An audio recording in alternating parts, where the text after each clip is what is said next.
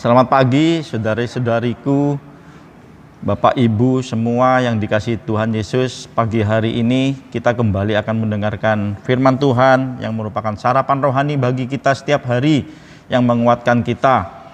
Hari ini kita akan melihat seorang tokoh yang bernama Kaleb. Dalam Bilangan 14 ayat yang ke-24 saya bacakan, tetapi hambaku Kaleb karena lain jiwa yang ada padanya dan ia mengikut aku dengan sepenuhnya, akan kubawa masuk ke negeri yang telah dimasukinya itu, dan keturunannya akan memilikinya. Ayat 30, bahwasanya kamu ini tidak akan masuk ke negeri yang dengan mengangkat sumpah telah kujanjikan akan kuberi kamu diami, kecuali Kaleb bin Yefune dan Yosua bin Nun. Saudara, kita tahu tokoh Kaleb ini dia bersama Yosua, bersama ke-10 pengintai, jadi 12 pengintai termasuk Yosua dan Kaleb. Mereka mengintai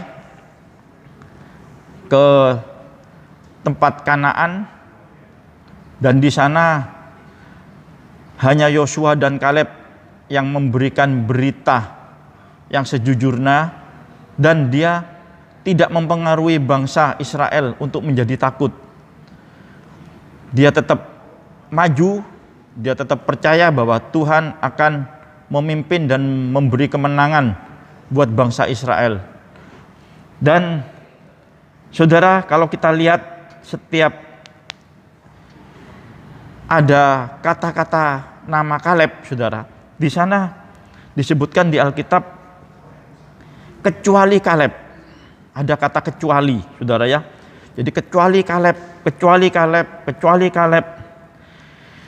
Mengapa dikatakan kecuali Kaleb, saudara? Di Alkitab juga disebutkan kata sepenuh hati. Ya.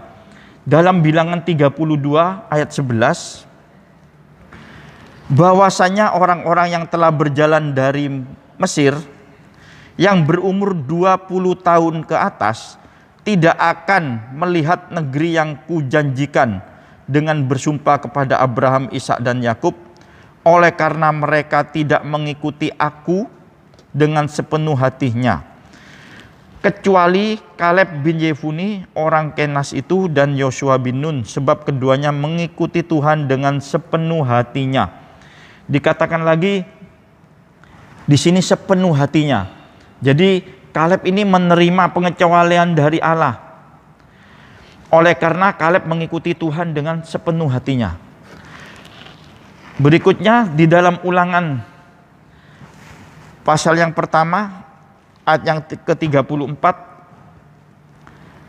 ketika Tuhan mendengar gerutumu itu, ia menjadi murka dan bersumpah, tidak seorang pun dari orang-orang ini, angkatan yang jahat ini, akan melihat negeri yang baik yang dengan sumpah kujanjikan untuk memberikannya kepada nenek moyangmu, kecuali Kaleb bin Yefune.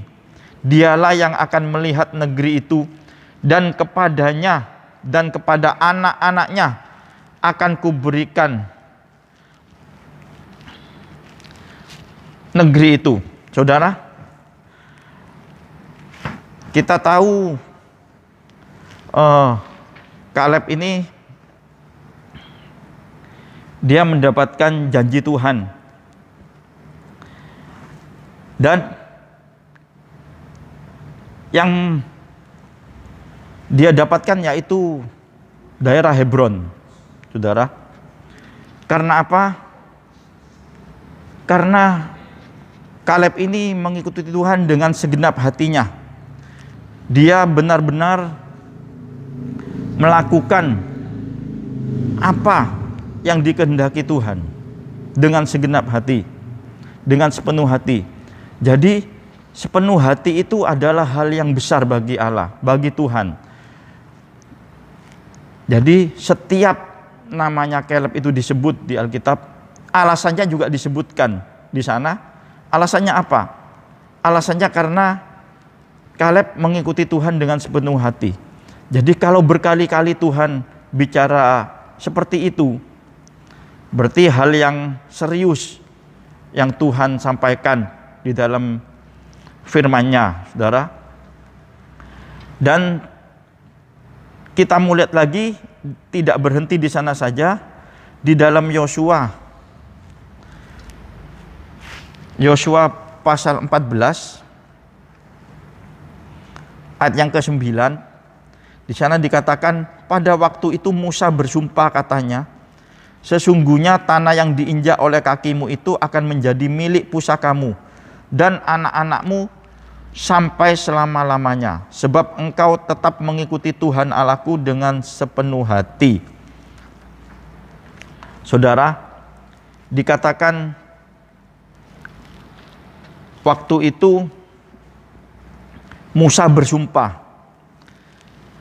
Jadi tanah yang diinjak oleh kakimu itu akan menjadi milik pusakamu. Dan bukan kepadamu saja, bukan kepada Kaleb saja, tetapi kepada anak-anakmu sampai selama-lamanya, sebab engkau telah mengikuti Tuhan Allahmu dengan sepenuh hati. Ayat yang ke-14, itulah sebabnya Hebron menjadi milik pusaka Kaleb bin Yefune orang Kemas itu sampai sekarang ini, karena ia tetap mengikuti Tuhan Allah Israel dengan sepenuh hati. Jadi sampai pada saatnya dia akan mendapatkan Hebron, Kaleb ini dikatakan tetap mengikuti Tuhan Allah Israel dengan sepenuh hati. Tetap, ya, jadi dia tetap tidak mundur, tidak berubah. Jadi sepenuh hati ini adalah hal yang besar bagi Allah. Bukan soal keuangan, bukan soal tenaga, bukan soal kepandaian, kemampuan, tetapi yang Tuhan mau yaitu sepenuh hati.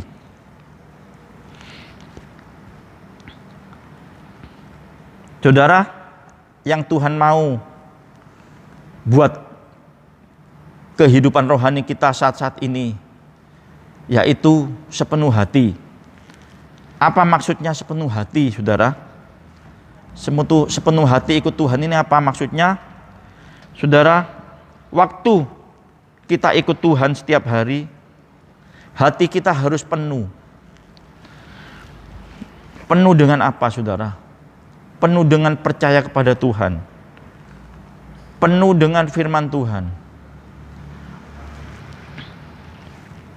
Dan juga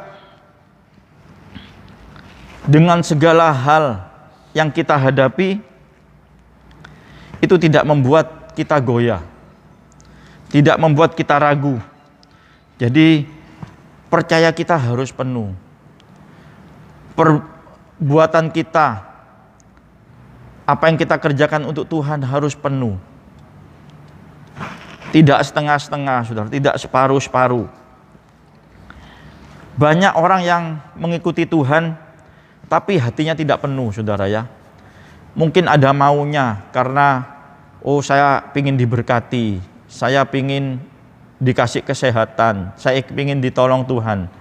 Bukan itu, saudara, tetapi sepenuh hati. Sepenuh hati dalam keadaan berat, dalam keadaan mempunyai masalah, tetap yakin kita bersama-sama Tuhan. Tuhan tidak pernah salah.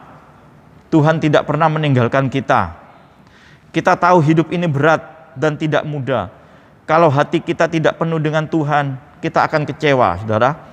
Seperti bangsa Israel, ya. Bangsa Israel yang keluar dari Mesir, mereka sering menggerutu.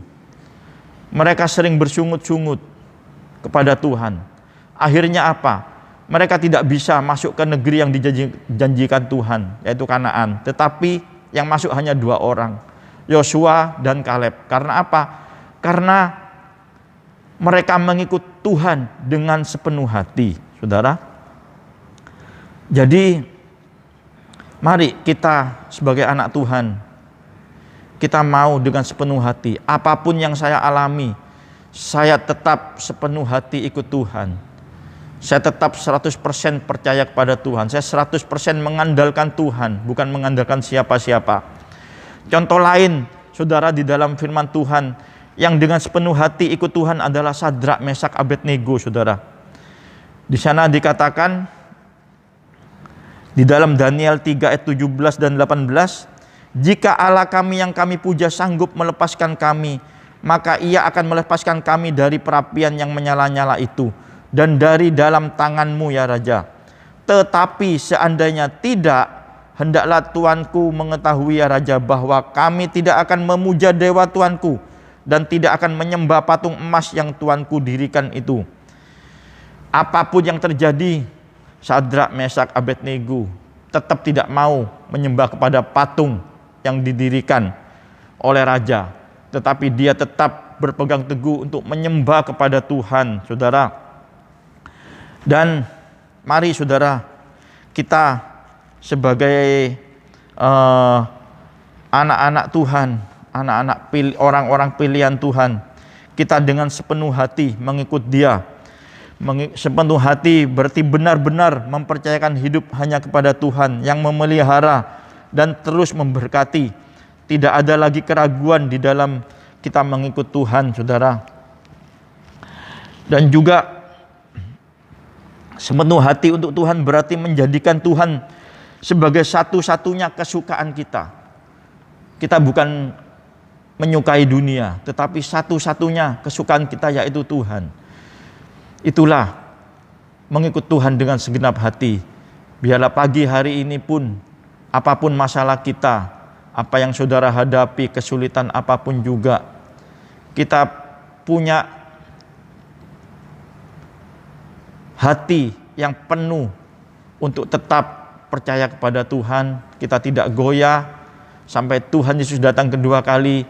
Kita akan mendapat upah kita besar di surga, dan saudara akan bersuka cita. Saudara mengalami hal-hal yang luar biasa yang sudah Tuhan siapkan untuk saudara dan saya, seperti Kaleb yang sudah kita dengar pagi hari ini. Firman Tuhan sampai di sini. Tuhan Yesus memberkati kita semua. Haleluya.